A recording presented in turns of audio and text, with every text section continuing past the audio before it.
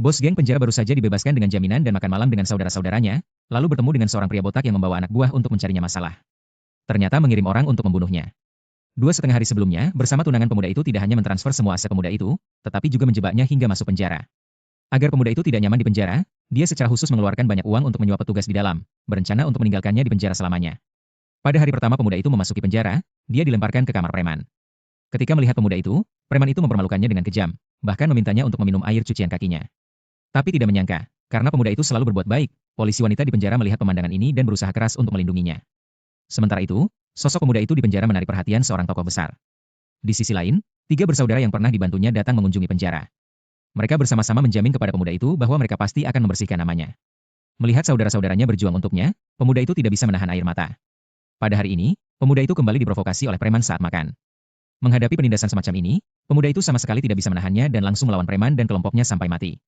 Saat ini, tokoh besar di sel merasanya bergetar. Seketika dia mengerti bahwa pemuda itu adalah keturunannya. Saat ini, suara perkelahian di ruang makan menarik perhatian polisi wanita penjara. Setelah semua orang dibawa pergi, tokoh besar itu memuji pemuda itu. Tindakan berani pemuda itu membuat tokoh besar tersebut terkesan. Saat ini pemuda itu baru menyadari bahwa orang di depannya adalah Zhan Hun yang terkenal. Melihat pemuda itu sangat berjodoh dengannya, dia mewariskan pusakanya kepadanya. Saat pemuda itu menerimanya, dia langsung dibawa ke ruang lain. Saat dia bingung, tiba-tiba seseorang berbicara di belakangnya. Orang itu, sebagai senior keluarga Zhan Hun, langsung mengenali pemuda itu sebagai keturunannya. Jadi dia berencana untuk memberikan pemuda itu sebuah keberuntungan. Selanjutnya, senior mulai mengajarkan pemuda itu keterampilan unik keluarga Zhan Hun. Ketika dia bangun lagi, dia menyadari bahwa dia telah berubah.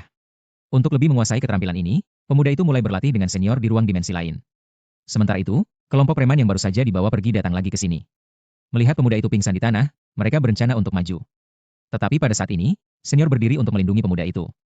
Meskipun kelompok itu takut dengan kekuatan senior, tetapi menghadapi godaan uang, mereka tetap berencana untuk menghabisi pemuda itu. Saat itu, keesokan harinya pemuda itu dibawa keluar dari penjara. Ternyata kegigihan saudara-saudaranya membuat polisi wanita menyelidiki kembali kasus pemuda itu. Akhirnya, mereka menemukan banyak keraguan dalam kasus tersebut dan berencana untuk memberi pemuda itu kesempatan untuk membuktikan dirinya tidak bersalah. Unduh aplikasi Daily Short, tonton semua episode gratis.